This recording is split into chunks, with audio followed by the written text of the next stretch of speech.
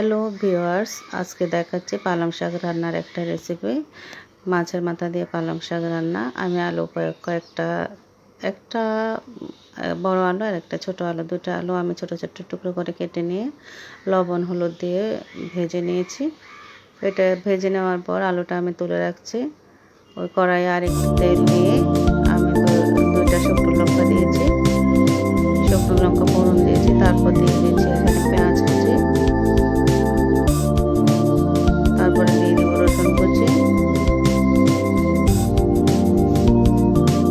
এগুলো কিছুক্ষণ হয়ে যাওয়ার পর কিছুক্ষণ নেড়ে চেড়ে আমি দিয়ে দেবো এখানে আদা বাটা।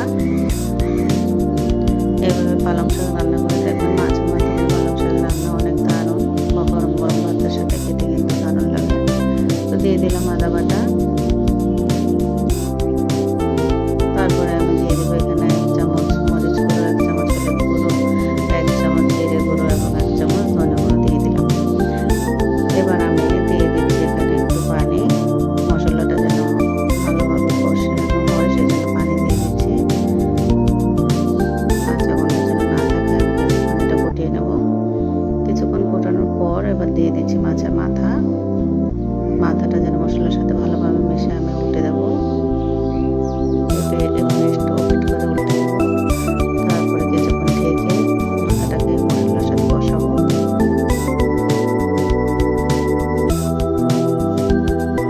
মাথাটা যেন ভালোভাবে সিদ্ধ হয়ে যায়, আমি আবার উল্টে দিচ্ছি। সেই জন্য আমি আরেকটু পানি অ্যাড করবো। পানি অ্যাড করে সেটা আবার ঢেকে রান্না করবো, কষাবো। দিয়ে দিলাম পানি,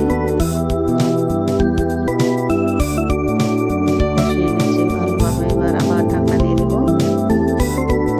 ঢাকা দিয়ে কিছুক্ষণ রান্না করবো।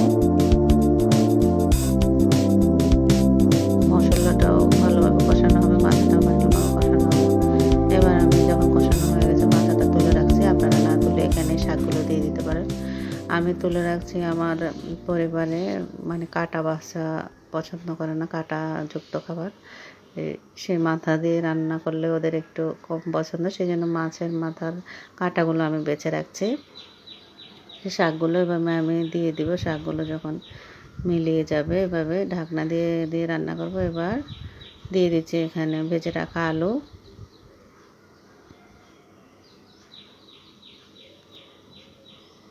দেখেন কতগুলো শাক দিয়েছে, এগুলো সব মিলিয়ে গেছে, কমে গেছে, সেই জন্য আমি লবণ দিইনি এখনও। তারপর দিয়ে দিচ্ছি বেছে রাখা মাছের মাথা কাঁটাগুলো বেছে নিয়ে মাছগুলো দিয়ে দিচ্ছি। এগুলো এবার শাকের সাথে ভালোভাবে মিশিয়ে দেব।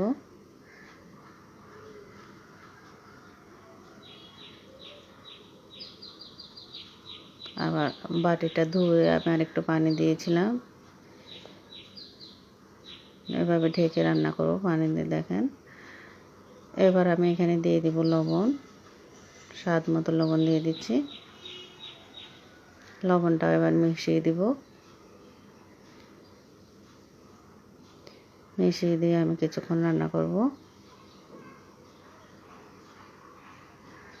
এই পর্যায়ে আমি নামানোর আগে দিয়ে দিচ্ছি ধনেপাতা কুচি।